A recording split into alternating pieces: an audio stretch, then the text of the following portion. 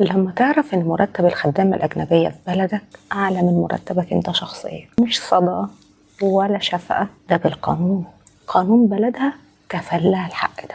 ولما أكبر مشاهير بلدك تلاقيهم بيسعوا للحصول على جنسية تانية غير المصرية، فساعتها بقى لو سألتك انت مصري هتقولي ايه؟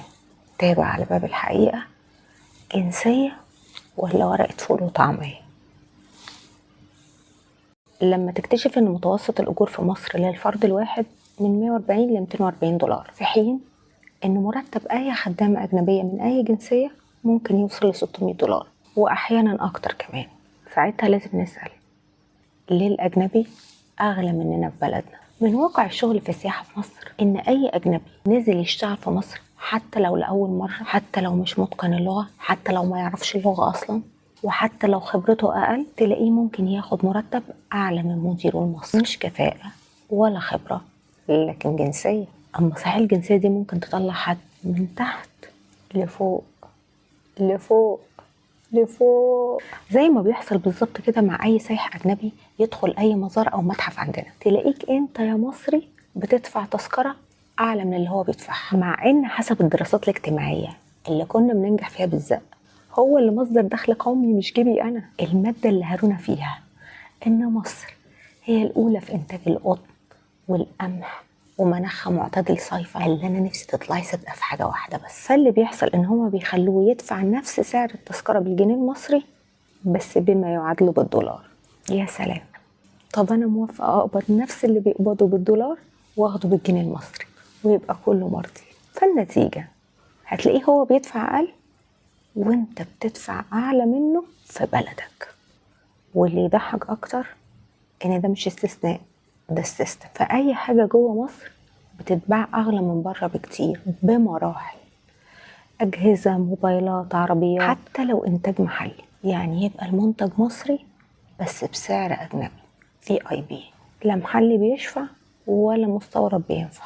وده خلى الناس تفقد الامل من عائد الانتاج المحلي عليهم. ايه فايدتها بقى؟ مزارع غليون بتاعت السمك رخصت سعره. طب مزارع الدواجن خلت الفراخ في متناول الأيادي. الغريبة إن يوم ما يكتشفوا بير بترول البنزين يغلى تاني يوم، ولما يبقى عندنا أكبر حقل غاز في الشرق الأوسط الغاز يعلى، ولما تبقى فيه أكبر محطة إنتاج كهرباء الكهرباء تغلى. ساعتها الإنتاج المحلي يتعامل عشان يساعد المواطن المصري، ولا المواطن المصري هو اللي اتعامل عشان يسد احتياجات الإنتاج المحلي؟ والحكاية مش بس فرق عملة وإنتاج محلي، ده بقى في حاجة اسمها استثمار في الجنسية الأجنبية. والله زي ما بقول، عشان كده بقينا نلاقي ممثلات بيجروا يولدوا عيالهم بره عشان ولادهم تبقى معاها الجنسية أجنبية. ده في منهم اللي قال صراحة كده ما تستثمرش لولادك في عقارات وذهب وفلوس، استثمر في الجنسية الأجنبية. طب أقول لك، في فنانين كبار عندهم الشهرة والفلوس، يعني مش ناقصهم حاجة، بس راحوا ياخدوا جنسية بلد تانية يمكن أصلا ما زاروهاش، كل ده عشان الأمان الاستثماري.